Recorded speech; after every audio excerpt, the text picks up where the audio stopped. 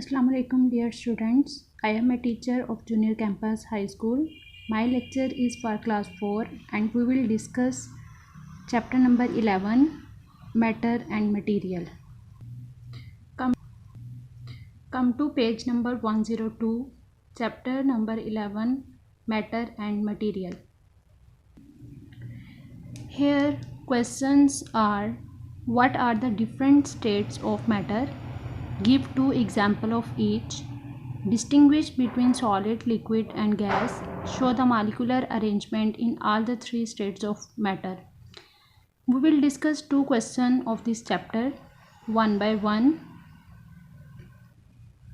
According to the definition of matter, everything that occupies space and has mass is called matter. हर वो चीज़ जो कि जगह घेरती है और उसका कोई ना कोई वज़न होता है उसको हम मैटर कहते हैं। अब इस डेफिनेशन के अकॉर्डिंग कंप्यूटर डेली लाइफ के अंदर अगर हम डिफरेंट चीज़ों को देखें तो वो मैटर हैं। फॉर एग्ज़ाम्पल कंप्यूटर, उसने लैब के अंदर अगर आपने देखा होगा तो वो किसी ना किसी जगह पे पड़ा होता है और उसने कोई ना कोई स्पेस ऑक्यूपाई की होती है और उसका कोई ना कोई वेट होता है। Table, chair, book, bench. और अगर हम डेली लाइफ के अंदर अपनी भी एग्ज़ाम्पल लें, जैसे हम वेट मशीन में वेट करने जाते हैं तो हमारा कोई ना कोई वेट आता है। अगर हम किसी जगह पे बैठते हैं तो हम कुछ स्पेस को ऑक्यूपाई करते हैं। तो इस डेफिनेशन के अकॉर्डिंग हमारी अपनी जो बॉडी है वो भी मैटर के अंदर एग्जिस्ट करती है। Now we will discuss different states of matter. First one is solid, second one is liquid and third one is gas. Solid की एग्जाम्पल के अंदर अगर आप देखो तो मार्बल, बुक और आइस। मार्बल्स बेसिकली स्टोन्स को कहते हैं जो कि हार्ड होते हैं, जैसे कि आप छोटे होते खेलते भी होगे। Look at these are marbles. These are example of a solid. Book, ये भी आपके पास कोई हार्ड चीज़ में कंसिडर होती है। आइस, बर्फ़, वो भी हार्ड होती है। तो these are examples of the solid. अगर हम लिक्विड की बात करें तो लिक्विड के अंदर वाटर, जो पानी हम पीते हैं। एवरीथिंग दैट कैन फ्लो, हर वो चीज़ जो कि फ़्लो कर सकती है, एक जगह से दूसरी जगह मूव कर सकती है। जैसे जस्ट लाइक टैप वाटर, ज़मीन पे पड़ा हो तो एक जगह से दूसरी जगह खुद ही पहुंच जाता है। तो हर वो चीज़ जो कि फ़्लो कर सकती है उसको हम लिक्विड कंसिडर करेंगे। Water, oil, these are example of liquid. Third one is gas. Gas example अगर हम, क्योंकि हम फोटोसिंथेसिस का प्रोसेस वगैरह देख रहे थे, उसके अंदर हमने ये पढ़ा था कि प्लांट्स को खुद जो है अपनी खुराक को प्रिपेयर करने के लिए कार्बन डाइऑक्साइड की ज़रूरत होती है। तो these are oxygen and carbon dioxide, these are gases. अगर हम डेली लाइफ के अंदर एग्जांपल देखें, जो परफ्यूम है या रूम स्प्रे है, तो अगर उसको स्प्रे किया जाए तो these are the example of the gas, क्योंकि वो खुद एक जगह से दूसरी जगह पूरे कमरे में फैल जाती है। अगर पानी को गर्म किया जाए तो उसके वेपर्स जो हैं वो उठते हैं भाप की तरह, को this is also known as gas. अब हम सॉलिड, लिक्विड और गैस की अरेंजमेंट के हवाले से बात कर लेते हैं कि कौन सा पार्ट जो है वो किस तरह मौजूद होता है। अब यहाँ पे solid point is have fixed shape. आपने देखा होगा कोई भी सॉलिड चीज़, अगर let's suppose you can consider the example of the ice. अगर वो आप किसी भी उसको चीज़ के अंदर, जैसे फ्रिज के अंदर जो है वो उसको पानी भर के रख देते हैं, उसकी जिस कंटेनर या बर्तन के अंदर उसको डालकर रखा जाता है वो उसकी वही शेप आती है, फिक्स शेप हो जाती है। ऑक्यूपाई स्पेस, अब उसने कोई ना कोई जगह भी घेरी होती है जहाँ पे वो मौजूद है। जो कंटेनर के अंदर हमने उसको स्पेस दी या जिसके अंदर उसको डाला तो उसने उसकी स्पेस को ऑक्यूपाई कर लिया। हैज़ वॉल्यूम, आपको पता है सॉलिड कोई भी चीज़ अगर आप उसको किसी, जैसे कंप्यूटर की एग्जांपल ले लें, तो वो सॉलिड है, तो उसको अगर किसी जगह पे रखा जाता है तो वो कोई ना कोई वॉल्यूम को ऑक्यूपाई करता है, कोई ना कोई वॉल्यूम एग्जिस्ट कर रहा होता है। अब जो सॉलिड के पार्टिकल्स हैं ना, अगर हम उनके पार्टिकल्स की अरेंजमेंट के हवाले से बात करें तो particles just like you can consider that कि एक पार्टिकल यहाँ पे एक मार्बल दूसरे मार्बल के साथ कंबाइन है। एक पार्टिकल जो दूसरा पार्टिकल है वो एक दूसरे के साथ बहुत ज़्यादा क्लोजली अटैच है।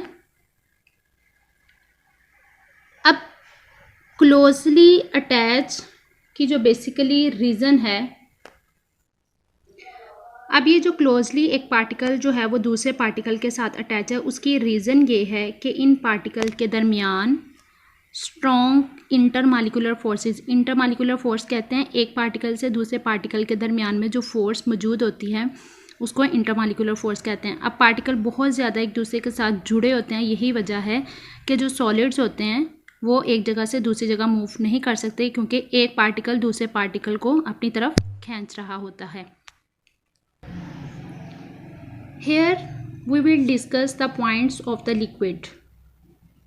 अब लिक्विड के हवाले से हम देखें तो जो लिक्विड है does not have fix shape, उसकी कोई शेप नहीं होती। उसकी रीज़न ये है, सपोज करो कि आप लोग गिलास में पानी पीते हो, तो अगर पानी को ग्लास के अंदर डाला गया तो उसकी ग्लास की जो शेप है वो पूरा का पूरा पानी जो है वो उसमें आ जाता है। पानी की भी वही शेप होती है, जो मतलब पानी उसके अंदर डल कर उसने वही शेप को ऑक्यूपाई कर लिया जो कि बर्तन की शेप है। अगर किसी कैटल में डाला जाए तो कैटल की जो शेप होती है पानी भी उसी के अंदर डलकर उतनी ही शेप को ऑक्यूपाई कर लेता है। तो here does not have fix shape, उसकी अपनी कोई शेप नहीं होती। Occupies shape of the container, जो भी बर्तन के अंदर पानी को डाला जाता है वो उसकी शेप को ऑक्यूपाई कर लेता है। लिक्विड कैन फ्लो, ये तो आपको पता है कि डेली लाइफ के अंदर अगर हम देखें तो ऑयल पानी वगैरह अगर कहीं गिर जाए तो वो खुद ही एक जगह से मूव कर दूसरी जगह चला जाता है। जो लिक्विड के पार्टिकल्स हैं उनके दरमियान में वीक इंटरमालिकुलर फोर्सेस मौजूद होती हैं। जैसे कि मैंने आपको पहले भी बताया कि जो लिक्विड्स वगैरह हैं उनके दरमियान में मतलब इंटरमालिकुलर फोर्सेस पार्टिकल्स के दरमियान में मौजूद होंगी ही होंगी। कुछ के अंदर स्ट्रॉन्ग होती हैं, कुछ के अंदर वीक होती हैं। जैसे सॉलिड्स हैं, सॉलिड्स के अंदर बहुत ज़्यादा स्ट्रॉन्ग होती हैं, एक पार्टिकल दूसरे पार्टिकल के साथ जुड़ा होता है। लेकिन अगर हम लिक्विड की पार्टिकल्स के हवाले से देखें, यू कैन कंसिडर कि एक पार्टिकल दूसरे पार्टिकल के साथ जुड़ा हुआ नहीं है, इनके दरमियान में आपको स्पेस नज़र आ रही होगी। तो पार्टिकल्स जो हैं वो लिक्विड के अंदर थोड़े से दूर दूर होते हैं। यही वजह है कि पार्टिकल जो हैं वो एक जगह से दूसरी जगह मूव कर सकते हैं। Here is the example of the liquid, water is an example of liquid. No हम मैटर की थर्ड स्टेट के ऊपर आते हैं जो कि आपके पास है गैस। गैस के पॉइंट्स देखते हैं। Gas can easily flow and can occupy the whole space. Gas जो है वो आसानी से एक जगह से दूसरी जगह मूव कर सकती है। और होल स्पेस से मुराद, let's suppose you can take the example of the room air spray. अब अगर आप देखो तो आप एक जगह खड़े होकर स्प्रे कर रहे होते हो, ठीक है, आप तो हर जगह जाके उसको स्प्रे नहीं कर रहे, लेकिन थोड़ी देर के बाद क्या होता है कि वो वाला जो स्प्रे की स्मेल है वो पूरे कमरे में फैल जाती है। उसकी वजह ये है कि गैस जो है उसकी इतनी पावर होती है कि वो एक जगह से खुद ही दूसरी जगह मूव कर जाए, ठीक है।